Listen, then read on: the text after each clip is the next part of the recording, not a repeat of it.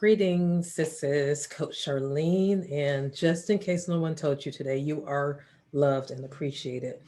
Welcome to 2021. Oh my God, what a year. 2020 was definitely a year that we'll never forget.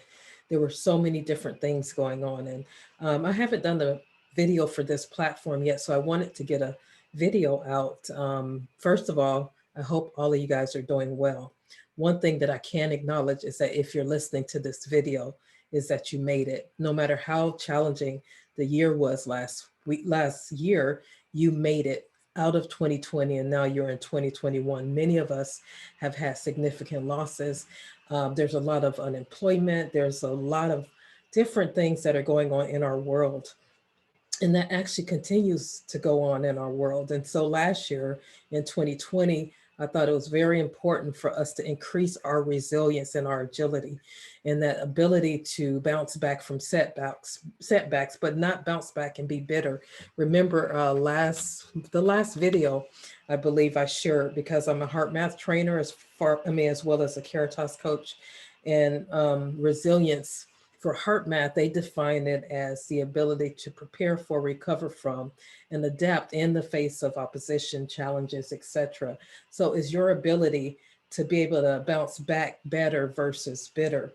And so this is really important because although 2020 is done, we are still dealing with the same type of issues that we had, and actually it's escalating even more so now. So your ability to be authentically present in whatever role that you play is so critical.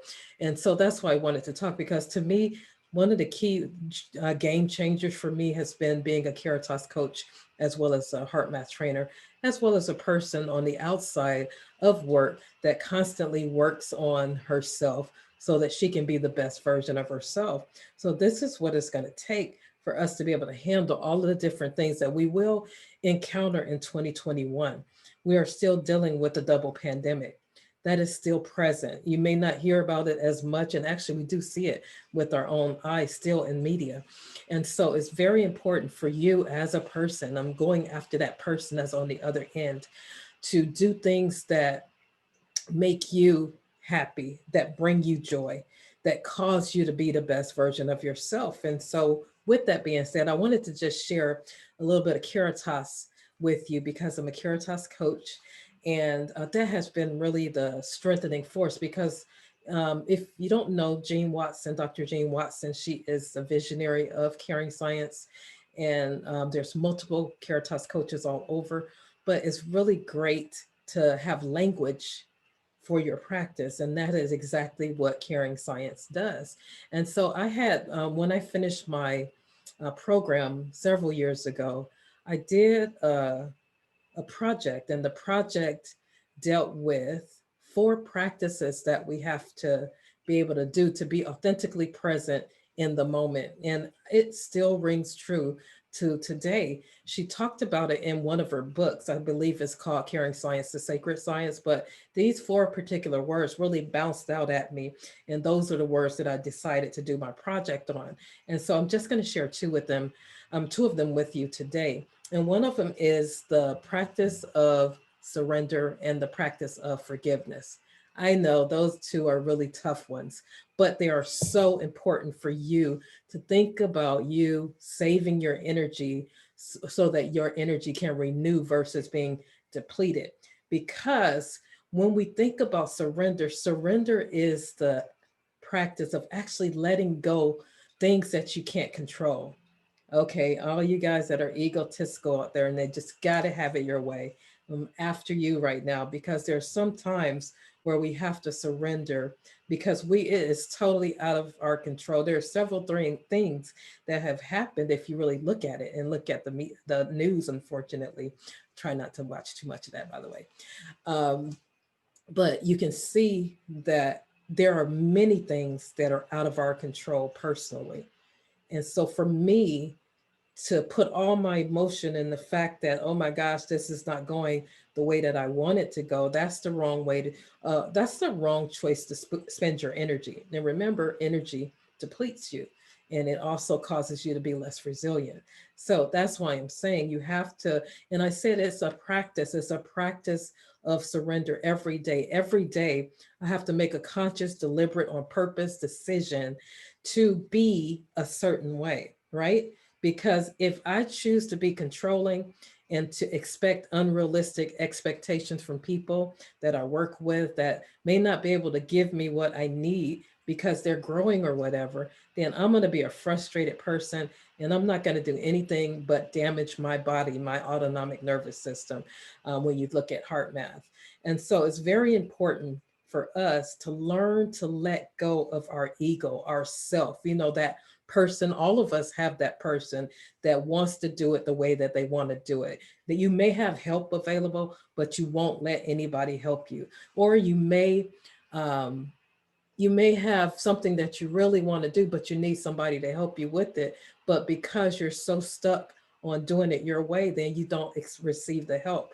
So that is a practice because you have to literally like almost kill yourself every day.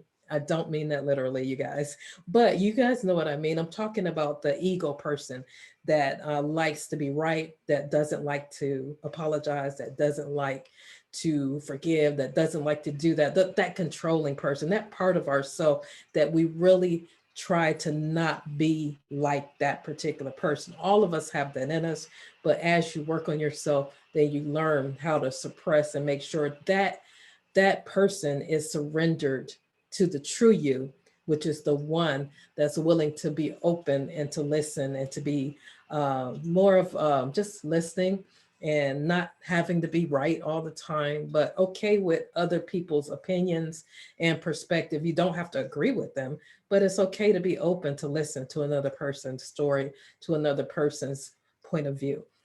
Practice of surrender. Very, very, very powerful for you to even be effective at being the best authentic version of yourself. You got to get that shigo in control, or that ego, whatever it is. The ego has to be put in check.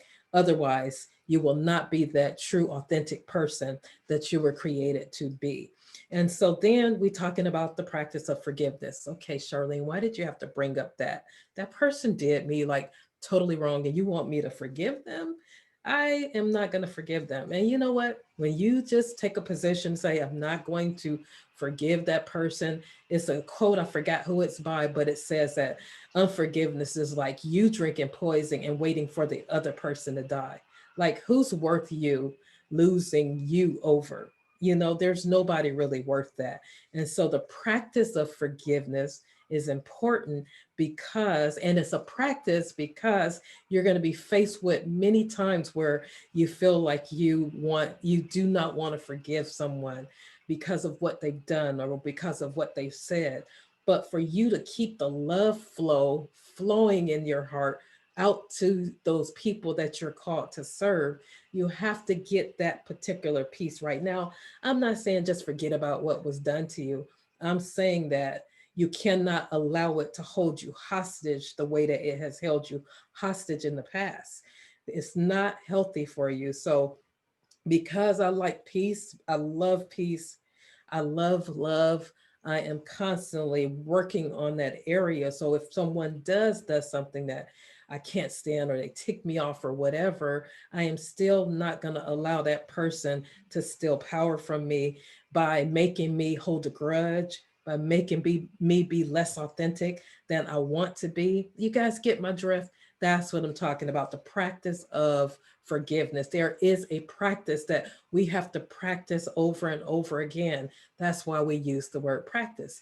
Practice of surrender. Daily, I have to surrender what Charlene wants to do to what she needs to be doing in that particular moment. So I hope those couple of things helped you out today. And I want you to check yourself because we're just starting out as January 2021. We can be our best versions of ourselves, but we do have to practice some things. The other couple ones that I didn't mention is the practice of gratitude, always looking at reasons to be grateful, right? And I'm not going to go into that one. And then the practice of compassionate human service, which we see our nurses, our healthcare heroes doing big time right now in the midst of the pandemic, the firefighters, officers, everybody that is on the front lines doing what needs to be done to take care of all of the people that we're called to serve. So, with that being said, I was thinking about our authentic presence. And the reason why I really talk about this quite a bit is because you have to manage your own presence. And I would much rather have a healing presence than a toxic presence. You guys know people like that. You know those people that your skin crawls when they come around. They're toxic. They're talking negative. You know all of that stuff. That is just toxic, and that actually infiltrates your healing environment. And so when I was in my course, when I did the Caring Science, the Caritas Coach, we did these aesthetic expressions. I call it an aesthetic expression because I really believe that I dictate my environment. In other words, when I show up, whatever is in me is coming with me. So if I have an environment of healing, then that healing environment is coming. If I have an environment of anger or bitterness, you're going to feel that too. It's just like when you walk into a room and you can tell somebody's angry. They don't have to say a word. It's the same thing. It's the same principle. But you want to affect your environment versus your environment affecting you. So as I was like just sitting quietly meditating, and this is what I got, and it's called I Am the Healing Environment. And so I'm going to share it with you guys and then I'll end. And it says, I am the healing environment. As I arrive, I impact. When I smile, I invite. As I touch, I impart. When I connect, I change. As I love, I heal. When I believe, miracles happen. As I pray, I expect. When I trust, I receive. As I lead, they follow. When I care, I co create. As I embrace, my heart opens. When I have faith, I inspire. As I forgive, I deepen. When I minister, I serve. As I am awakened, I am transformed. I am the healing environment. So I encourage all of you guys to really check yourself every day. Are you being that healing environment where you can bring healing and love and light and peace in the midst of a chaotic environment, in the midst of a chaotic world, in the midst of a chaotic conversation, any of that? Can you be that healing environment that comes to bring transformation versus coming to bring mischief and drama and toxicity and all of that kind of stuff? So that's my little nugget for you. I know it's a little long, but I hope you enjoy it. And thank you for joining. It's always a pleasure to be able to inspire other people to be better, because quite truly, my mantra is I am going to transform hearts, one person, one heartbeat at a time. Okay, thank you for joining. Bye bye.